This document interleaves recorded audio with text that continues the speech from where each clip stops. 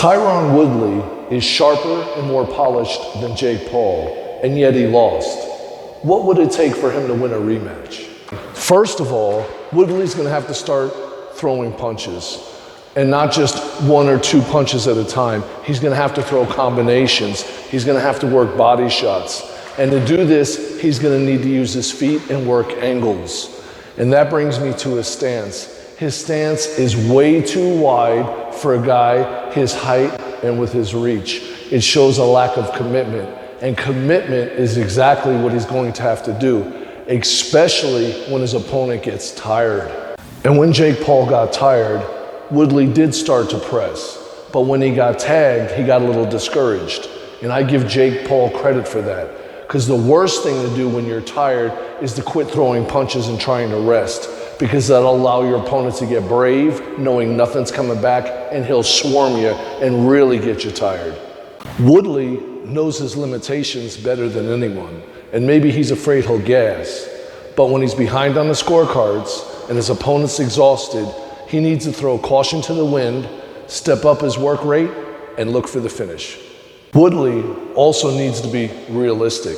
He thought he won the fight, and the punch stats and scorecards said otherwise. It's important he knows if he's winning a round and he can back off a little, or if he's losing a round and he needs to press a little harder. And if he's not sure, he can always take a page out of Sugar Ray Leonard's book and throw flurries at the last 30 seconds of the round and steal it. This is the first time we've really had a chance to see Jake Paul's defects. And Woodley's gonna have to really watch the tapes closely. Jake Paul has a lot of bad habits. He keeps his hands too low, he crosses his feet, he drops his right hand when he throws the left hook, and when he misses, he's way off balance. All these things can be capitalized on. First, he's going to need to identify the mistakes by watching the fight over and over. And then he's gonna need to work on exploiting them by working feints and pre-planned combinations. And finally, he's going to need to provoke them by making Jake tired in the ring. Will a rematch be easy?